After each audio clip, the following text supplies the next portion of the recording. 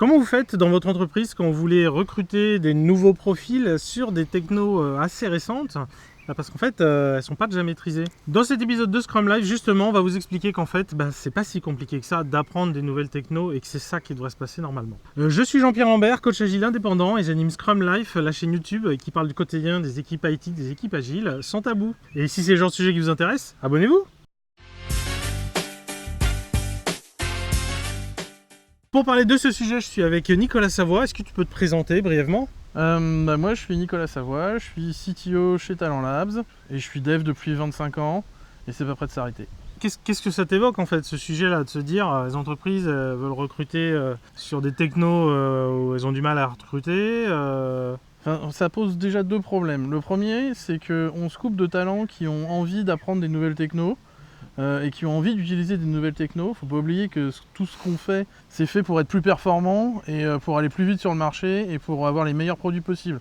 Donc si on est en train de se couper de tous les virages technologiques de la Terre, on est en train de rater notre produit. Mais normalement, ça devrait pas arriver que oh là, on démarre un truc, du coup il nous faut un nouveau talent. En fait, c'est le cheminement logique serait plutôt Voilà. On a commencé à l'intégrer en interne via notre veille technique habituelle, Exactement. etc. Et éventuellement, on se rend compte qu'il nous faut du renfort. Et du coup, le recrutement est une piste parmi Le d'autres. recrutement est une piste. Mais c'est pas le démarrage. Non, c'est pas le démarrage. Le démarrage, c'est on veut faire un nouveau produit ou on a besoin de faire évoluer notre produit, on identifie une techno qui pourrait être utile et on y va. Et faut pas se poser la question de savoir est-ce que cette techno on va réussir à recruter dessus, parce que de toute façon, on va trouver des gens qui ont envie de le faire. Si la techno elle est attrayante et utile et un peu moderne, les développeurs ils ont envie d'y aller. Donc vraiment, toi, ce que tu recommandes, c'est déjà de former ou plutôt de favoriser l'auto-formation des gens, en fait. Oui. En toi, en tant que CTO, c'est un peu, j'imagine, le genre de message que tu portes, quoi. Moi, les gars, faites votre veille. Moi, c'est ce que je porte en interne chez nous et que je portais avant d'être chez Talent Labs, c'est qu'un développeur, ça doit apprendre tout au long de sa vie. Sinon, on finit vieux développeur COBOL coincé sur sa techno. Mais ce que je veux dire, c'est qu'il faut apprendre tous les jours en tant que développeur, sinon on finit par être obsolète. Puis il n'y a rien de plus intéressant que d'apprendre. Et donc, vous ne faites pas peur avec les nouvelles technologies et les nouveaux langages et les nouveaux frameworks et les nouvelles librairies.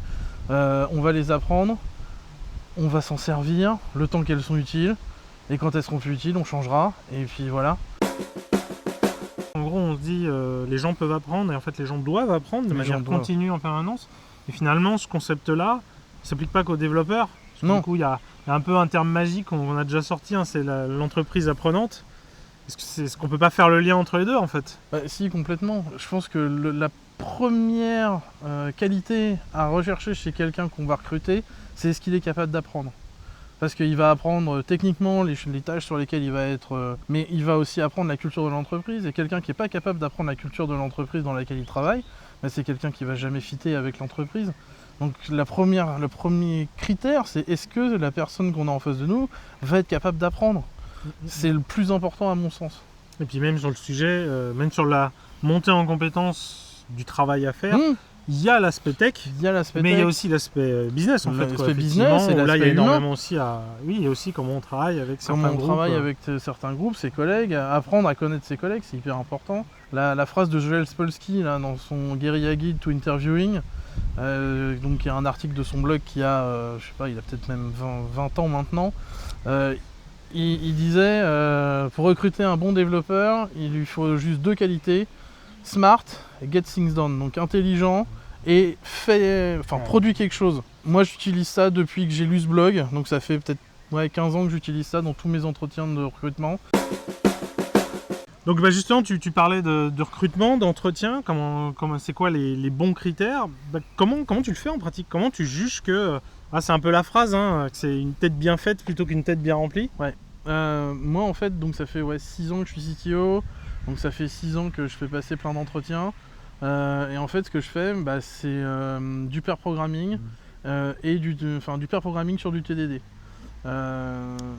Donc déjà, tu vois direct s'il est à l'aise avec le pair programming et s'il sait faire du TDD. Non, c'est pas ce que je recherche. C'est que je veux voir s'il va s'adapter pendant l'heure. Ok. Souvent, les développeurs me disent « Oh là, la TDD, je sais pas, ça me fait peur, parce que forcément, ça leur fait peur. » Et à la fin de l'heure, en général, ils me disent « Ouais, j'ai appris des trucs. » Et ça, c'est vraiment cool. Alors, faut pas prendre Enfin, si vous voulez le faire chez vous, prenez pas un langage trop compliqué, un langage un peu ésotérique. Moi, je prends pas Elixir, même si je défends Elixir à fond la caisse. Je prends JavaScript parce que JavaScript, tout le monde connaît, la syntaxe est plutôt connue par tout le monde.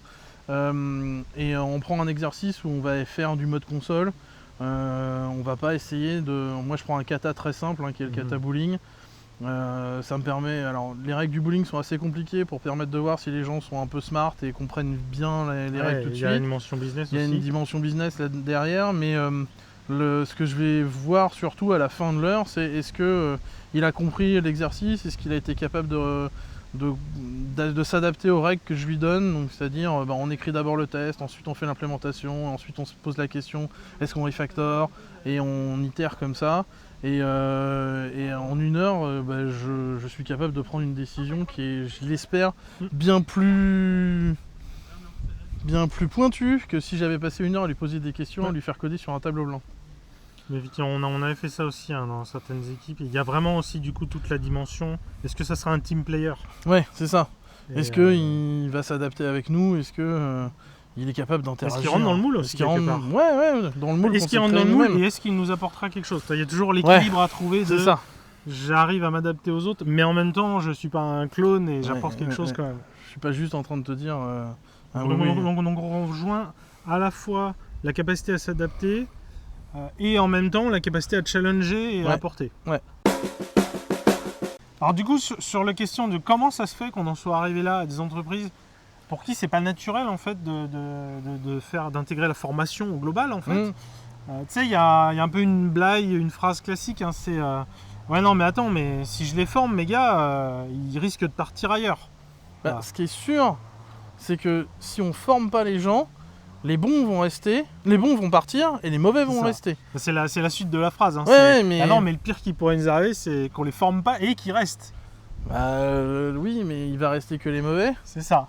Et donc, ça sert à rien. Il faut former les gens. De toute façon, il faut former les gens. C'est dans le rôle de manager. La chose la plus importante, c'est de garder une équipe qui soit compétente, motivée et efficace, enfin productive. Et comment on en est arrivé là? De mon expérience personnelle et de mon vécu, j'ai l'impression que beaucoup de managers, du moment où on leur a dit maintenant tu vas devenir manager, ils ont arrêté d'apprendre. Et résultat, quand on arrête de faire quelque chose assez longtemps, on a l'impression que ça devient très compliqué et que c'est une montagne insurmontable. Alors qu'un développeur, il est en train d'apprendre tous les jours. S'il est sur un langage qu'il connaît déjà, il va être obligé d'utiliser une nouvelle bibliothèque. Il va être obligé d'utiliser une nouvelle API qu'il ne connaît pas encore. On le fait tous les jours naturellement, donc il ne faut pas avoir peur que les développeurs ils apprennent des choses. Et ça, c'est un truc très franco-français.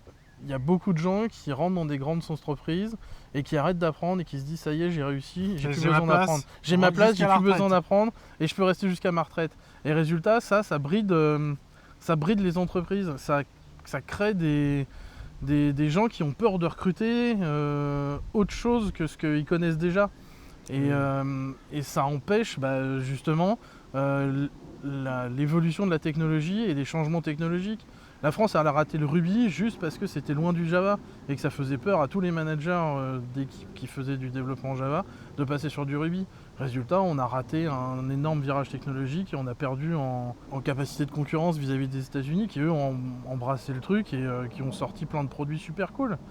GitHub c'est fait en Ruby, GitLab c'est fait en Ruby. C'est tellement horrible de se dire qu'en France on n'arrivera pas, on prend pas les virages technologiques et ce qui fait que ça nous fait perdre en compétitivité et voilà, il y a des avantages concurrentiels qu'on perd à cause de ça, juste parce qu'on a peur de dire à nos employés va falloir que vous appreniez quelque chose. Et donc du coup, est-ce que c'est si compliqué que ça, là, par exemple, d'apprendre un nouveau langage, d'apprendre Elixir ou à un plus petit niveau, un nouveau framework, ou parfois c'est un vrai changement de mindset, c'est une approche différente, un paradigme différent de programmation.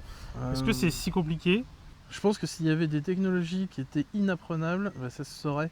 Oui. On aurait des exemples. Il n'y aurait pas d'adoption tout court. Il n'y aurait pas d'adoption tout court. Je vais faire un petit peu un troll, mais il y a même des gens qui ont réussi à apprendre Haskell. Donc on peut tout apprendre dans notre vie. Mais... Tu vas te froisser avec les fans d'Haskell. Au-delà du troll et de... Non, je suis un grand fan d'Haskell. Je respecte complètement cette technologie et ce langage qui est magnifique. On passe les 20 premières années de notre vie à l'école à apprendre des trucs.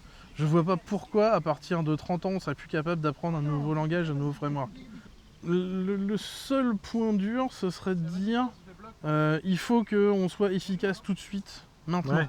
Et qu'on n'ait pas une semaine à consacrer à laisser quelqu'un se former. Ouais. Mais je dis là-dessus, je crois qu'il y a quand même pas mal d'histoires vécues où tu mets au final 15 mois, 18 mois à trouver l'expert. Oui. Que tu avais largement le temps de te former pour ton projet urgent, Ouais, qui a pour ton dérapé de projet 18 urgent, mois. qui a des problèmes. Bah Et oui, qu'en oui, fait, oui. en 6 mois, tu aurais largement formé déjà quelqu'un quoi, que tu avais sous la main. Oui, et surtout sur des technos qui sont innovantes. Enfin, les développeurs sont fans de technos innovantes, de langages innovants et de frameworks et de librairies. En plus, c'est une énorme opportunité ratée finalement en termes Oui. d'appétence, de ce que les gens D'appétence, ils de aiment, motivation faire grandir. intrinsèque qu'on va pouvoir générer chez ces gens-là. On peut pas se passer de développeurs qui ont envie de travailler. Laissez-leur apprendre ce qu'ils ont envie, laissez-leur mettre en pratique. Et du coup, est-ce que c'est pas... on en rejoint aussi sur... c'est quoi des ingénieurs? C'est quoi l'étude d'ingénieur? Ça, c'est comme tu demandes pas de permission à faire des tests, c'est un peu pareil. Ouais. Tu demandes pas de permission à faire apprendre. ta veille, à Bah non. découvrir des choses, etc. Non, il faut pas demander la permission. Il faut regarder, il faut rester curieux. Il faut garder un esprit ouvert sur les technos. Et il faut jamais se dire que ça y est, on a tout appris et tout le reste, ça sera inutile. L'expérience nous montre que c'est faux. C'est faux. Et les gens qui se sont dit ça y est, c'est bon, j'ai appris Prolog ou j'ai appris COBOL et je peux m'arrêter, ben non, il y a des milliards de choses qui ont été créées derrière. Bah encore merci Nicolas pour ton intervention, ces échanges assez intéressants. J'espère que ça vous a plu. Et d'ailleurs, n'hésitez pas à aller sur le Tipeee pour soutenir Scrum Life, nous permettre de créer plus de contenu de meilleure qualité, d'inviter plus d'invités aussi. Et puis abonnez-vous également. Je vous rassure, je ne suis pas rémunéré. À la semaine prochaine. Vous êtes mes plus grands fans. À la semaine prochaine!